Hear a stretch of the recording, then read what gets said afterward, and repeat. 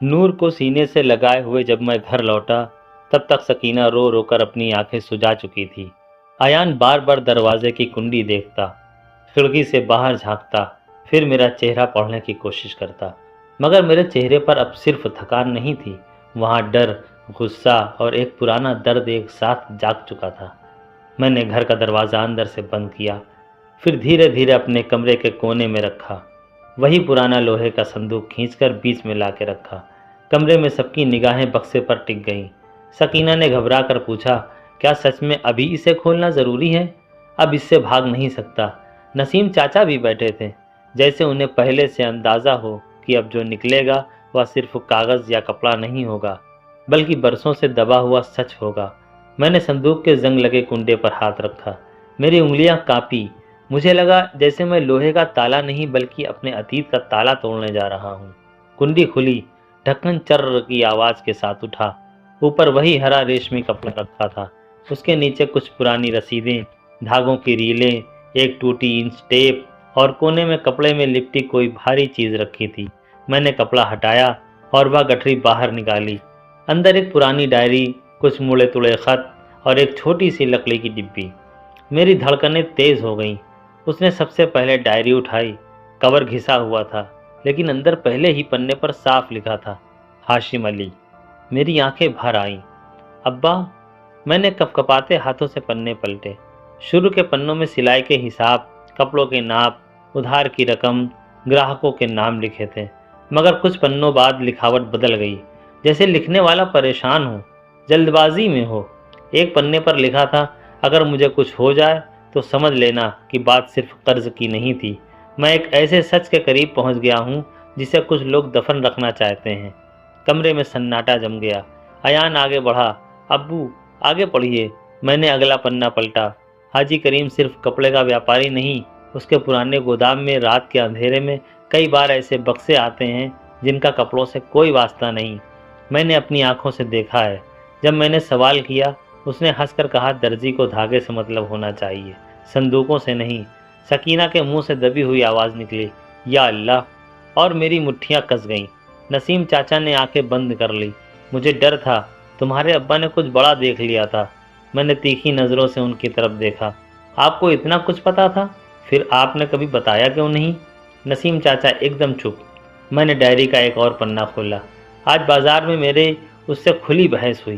میں نے کہا، اگر وہ غریبوں کے حق پر ڈاکہ ڈالے گا تو میں چپ نہیں بیٹھوں گا۔ اس نے مجھے دھمکی دی، بولا، ہاشم اپنے بچے کا چہرہ دیکھ لے، کہیں ایسا نہ ہو کہ عید سے پہلے گھر کا دیا بجھ جائے۔ سکینہ نے گھبرا کر نور کو اور قریب کر لیا۔ ایان کے چہرے کا رنگ اڑ گیا، میرا گلا بھر آیا۔ میرے ابا نے وہی درد جھیلا، وہی دھمکی، وہی چاند رات۔ آگے میں نے پھر پڑھا، میں نے کچھ ثبوت اس صندوق میں رکھ دیے ہیں، مگر سب سے بڑا راز ابھی باقی ہے۔ میرا شک صرف حاجی کریم پر نہیں، اس شخص پر بھی ہے جو اس کا سب سے بھروسے مند آدمی بن کر ہمارے آس پاس ہی گھومتا تھا۔ میں رک گیا۔ کمرے میں بیٹھے ہر شخص کی سانس جیسے تھم گئی۔ ہمارے آس پاس بھروسے مند آدمی، میری نظر اچانک نسیم چاچا پر گئی۔ نسیم چاچا نے اسی چھڑ نظر جھکا لی۔ سکینہ نے بھی ایک پل کو ان کی طرف دیکھا۔ ایان تو جیسے سیدھا سمجھ ہی گیا۔ چاچا! نسیم چاچا اچانک بولے، نہیں نہیں بیٹا، میں گناہگار ہوں، مگر اس معنی میں نہیں جیسا تم سوچ رہے ہو۔ تو میں نے کہا، پھر کس معنی میں؟ نسیم چاچا نے کانپتے ہوئے ہاتھ جوڑ لیے۔ میں نے تمہارے ابا کو اس رات حاجی کریم سے ملوایا تھا۔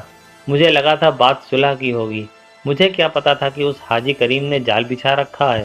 اس رات کے بعد جب تمہارے ابا ہاشم نہیں لوٹے تو میں سمجھ گیا کہ مجھ سے بہت بڑی غلطی ہو گئی، مگر میں ڈر گیا، بول نہیں سکا۔ یہ سن کر میری آنکھوں میں خون اتر آیا۔ چاچا، آپ کی ایک خاموشی نے میری پوری زندگی بدل دی۔ نسیم چاچا کی آنکھوں سے آنسو بہہ نکلے۔ ہاں، اور یہی بوجھ میں برسوں سے ڈھو رہا ہوں۔ کچھ پل کے لیے کمرہ خاموشی میں ڈوب گیا۔ میں نے خود کو سنبھالا۔ پھر اس نے لکڑی کی ڈبی اٹھائی۔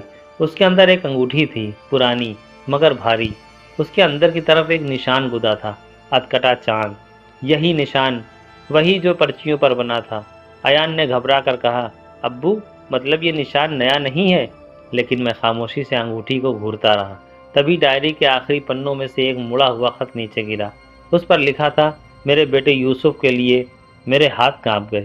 میں نے خط کھولا۔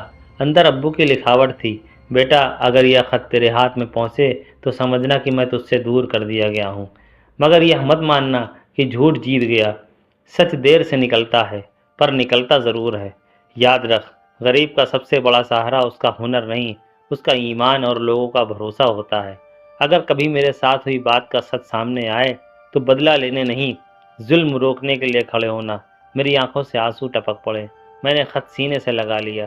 سکینہ کی آواز بھرا گئی، انہوں نے جیسے آج کی رات کے لیے ہی لکھا تھا۔ اسی بیچ نور، جو اب تک چپ تھی، دھیرے سے بولی، ابو وہ عورت جھوٹ نہیں بول رہی تھی نا؟ سب نے اس کی طرف دیکھا۔ میں نے نور سے نرم لہجے میں پوچھا، کیوں؟ نور نے معصومیت سے کہا، کیونکہ اس نے مجھے ڈرایا نہیں تھا، اس نے بس کہا تھا اپنے ابو سے کہنا سچ کھلنے والا ہے، مگر جلدی کرنا ورنہ کوئی بے قصور روئے گا۔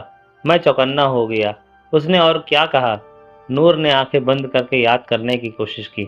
اس نے کہا تھا جو آدمی آج غریب درزی کو مٹانا چاہتا ہے اس نے پہلے بھی ایک درزی کو مٹایا تھا۔ یہ سن کر سب سن رہ گئے۔ حاجی کریم صرف آج کا دشمن نہیں تھا، وہ پرانے زخم کی جڑ میں تھا۔ مگر تبھی سکینہ نے دھیمے لہجے میں کہا، لیکن ایک بات اب بھی سمجھ میں نہیں آ رہی۔ میں نے اس کی اور دیکھا۔ کیا؟ سکینہ بولی، اگر حاجی کریم اتنا ہی طاقتور ہے تو کوئی اس کے خلاف یہ پرچیاں کیوں بھیج رہا ہے؟ وہ عورت کون ہے اور اسے گھر کے راز کیسے پتا؟ یہی سب سے بڑا سوال ہے۔ نسیم چاچا نے گہری سانس لی۔ شاید وہ اس رات سب کچھ دیکھ چکی تھی۔ کون؟ نسیم چاچا جواب دینے ہی والے تھے کہ اچانک باہر دروازے پر تیز دستک ہوئی۔ کھٹ کھٹ کھٹ۔ سب چونک اٹھے۔ ایان فوراً نور کے آگے کھڑا ہو گیا۔ سکینہ کا ہاتھ کانپنے لگا۔ میں نے پاس رکھی بھاری والی کینچی ہاتھ میں اٹھا لی۔ دستک پھر ہوئی۔ میں بولا، کون؟ باہر سے ایک لڑکے کی گھبرائی ہوئی آواز آئی، یوسف بھائی جلدی کھولو۔ میں نے دروازہ تھوڑا سا کھولا۔ باہر محلے کا لڑکا سمیر کھڑا تھا، ہانپتا ہوا۔ کیا ہوا سمیر؟ سمیر نے گھبرا کر کہا، آپ کی دکان پر آگ لگ گئی۔ کیا؟ سکینہ چیخ پڑی۔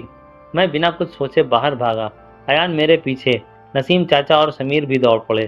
گلی کے موڑ سے ہی دھواں اٹھتا دکھائی دے رہا تھا۔ میری دکان کے باہر لوگوں کی بھیڑ جمع تھی۔ اندر سے آگ کی لپٹیں اٹھ رہی تھیں، کپڑوں کے گٹھر جل رہے تھے، مشین کے پاس دھواں بھرا ہوا تھا، کوئی پانی ڈال رہا تھا، کوئی چلا رہا تھا۔ میرا دل جیسے پھٹ گیا۔ یا اللہ، میری دکان! میں اندر گھسنے ہی والا تھا کہ دو لوگوں نے مجھے پکڑ لیا۔ پاگل ہو گئے ہو؟ اندر مت جاؤ، چھوڑو مجھے۔ میں تڑپ اٹھا۔ میرے کپڑے، لوگوں کے کپڑے، سب جل جائیں گے۔ تبھی میری نظر دکان کے سامنے کھڑے ایک آدمی پر پڑی۔ سفید کرتا، چہرے پر عجیب سی ٹھنڈی سختی۔ حاجی کریم! میری آنکھوں میں خون اتر آیا۔ تم؟ حاجی کریم دھیرے دھیرے آگے بڑھا۔ بہت افسوس ہوا یوسف، اس نے بناوٹی دکھ کے ساتھ کہا۔ چاند رات سے پہلے یہ حادثہ بہت برا ہوا۔ میں نے چلا کر کہا، یہ حادثہ نہیں، حرکت ہے، اور یہ تم نے کروائی ہے۔ حاجی کریم مسکراتے ہوئے بولا، الزام لگانا آسان ہے، ثبوت ہے تمہارے پاس؟ میں ایک پل کے لیے خاموش ہو گیا۔ ڈائری، خط، انگوٹھی، شک، سب تھا، مگر ابھی کھلا ثبوت نہیں۔ حاجی کریم اس کے بالکل پاس آ کر پھسپھسایا، تمہارے باپ نے بھی یہی غلطی کی تھی، بنا طاقت کے سچ بولنے نکلا تھا۔ یہ سن کے میں بالکل پتھر سا ہو گیا۔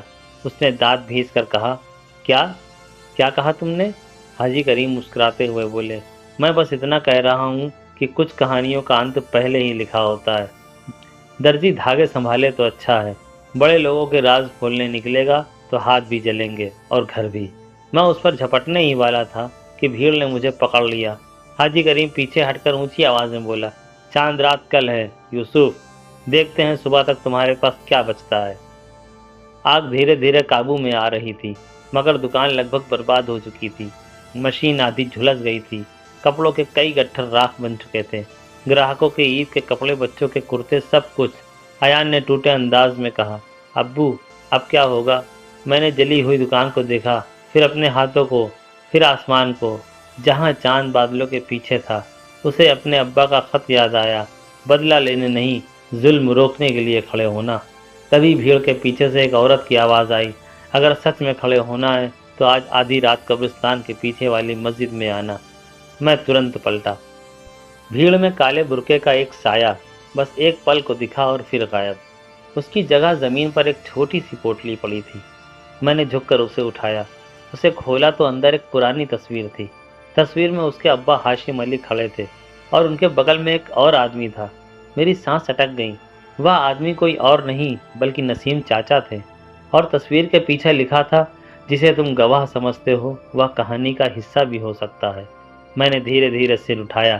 نسیم چاچا کچھ دور کھڑے تھے۔ ان کے چہرے کا رنگ اڑ چکا تھا اور اب شک پھر سے زندہ ہو چکا تھا۔